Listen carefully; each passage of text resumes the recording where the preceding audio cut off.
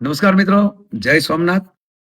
આપણા ભારત વર્ષના પનોતા પુત્ર અને આપણા માનનીય વડાપ્રધાન શ્રી નરેન્દ્રભાઈ મોદીના નેતૃત્વમાં એમની ગૌરવવંતી હાજરીમાં સોમનાથ સ્વાભિમાન પર્વ જ્યારે ભવ્ય અને દિવ્યતાથી 1000 વર્ષ પછી ઉજવવા જઈ રહ્યો છે. 1000 વર્ષ પહેલા થયેલા આક્રમણોથી લઈ અને આજના વૈભવ સુધી આ પર્વ કેવલ ભારત વર્ષની વિશ્વને કંઈક આધ્યાત્મિક ચેતનાની કંઈક અદ્ભુત ઝાંખી કરાવવાનું છે.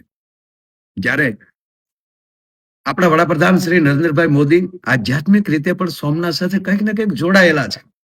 કારણ કે ભગવાન સોમનાથ આપણા 12 જ્યોતિર્લિંગમાં પ્રથમ જ્યોતિર્લિંગ 1026 ના વિધ્વંસ પછી આજ 2026 ના વૈભવ સુધી એ શું શીખવે છે? આ દેશની એક અડગતા, આ દેશની શ્રદ્ધા, આ દેશનું સ્વાભિમાન, આ દેશની સનાતન ધર્મ પ્રત્યેની જે મજબૂતાઈ, આ પર્વ આપણને 1000 વર્ષ પછી આપણા વડાપ્રધાન શ્રીની હાજરીમાં ગૌરવ સાથે આ ઉજવવાનો જે અવસર આપણા હાથમાં આવ્યો છે. આવો